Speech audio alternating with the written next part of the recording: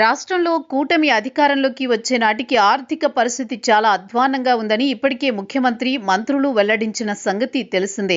అయినప్పటికీ ఎన్నికల్లో ఇచ్చిన మాటకు కట్టుబడి ఒక్కో ఇటుక పేరుస్తూ రాష్ట్ర ఆర్థిక పరిస్థితిని గాడిన పెడుతూ మరోపక్క హామీలకు కట్టుబడి పాలన సాగుతోన్న పరిస్థితి. ఈ నేపథ్యంలో తాజాగా మరో కీలక హామీని లోకేష్ నెరవేర్చారు. ఇందులో భాగంగా ఫీజు రియంబర్స్మెంట్ బకాయిలు విడుదలకు గ్రీన్ సిగ్నల్ ఇచ్చారు.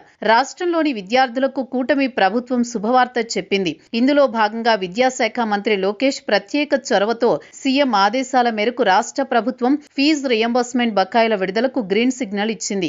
ఈ క్రమంలో 2024-25 విద్యా సంవత్సరానికి సంబంధించి బీసీ, ఆర్థికంగా బలహీన వర్గాలు, మైనారిటీ విద్యార్థుల కోసం 1198 కోట్ల రియంబర్స్మెంట్ ఆఫ్ ట్యూషన్ ఫీ నిధులను ఆర్థిక శాఖ విడుదల చేసింది. ఈ సందర్భంగా ఎక్స్ వేదికగా స్పందించిన ఏపీ విద్యాశాఖ మంత్రి నారా లోకేష్ ఆంధ్రప్రదేశ్ రాష్ట్ర వ్యాప్తంగా ఉన్న లక్షలాది మంది విద్యార్థులకు తక్షణ సాయం అందిస్తూ ఫీజు రియంబర్స్మెంట్ స్కాలర్షిప్ల కోసం 1200 కోట్లను విడుదల చేసినట్లు తెలియజేయడానికి తాను ఎంతో సంతోషిస్తున్నట్లు తెలిపారు. ఇదే సమయంలో దీనికి సంబంధించిన బడ్జెట్ విడుదల ఉత్తర్వులు కూడా జారీ అయ్యాయని ప్రకటించారు. ఈ సందర్భంగా విద్యలో ఎవరికీ ఎటువంటి అడ్డంకులు ఎదురు కావని, పెండింగ్ లో ఉన్న అన్ని బకాయిలను చెల్లించడం, భవిష్యత్తులోనూ సకాలంలో సహాయం అందేలా చూడడం తమ ప్రభుత్వ స్పష్టమైన నిబద్ధత అని ప్రతి విద్యార్థికి, తల్లిదండ్రులకు మంత్రి లోకేష్ స్పష్టమైన హామీ ఇచ్చారు. ఇదే సమయంలో పూర్తి విశ్వాసంతో చదువుకోవాలని, మీ ప్రభుత్వం మీకు అండగా ఉంటుందని విద్యార్థులకు సూచించారు.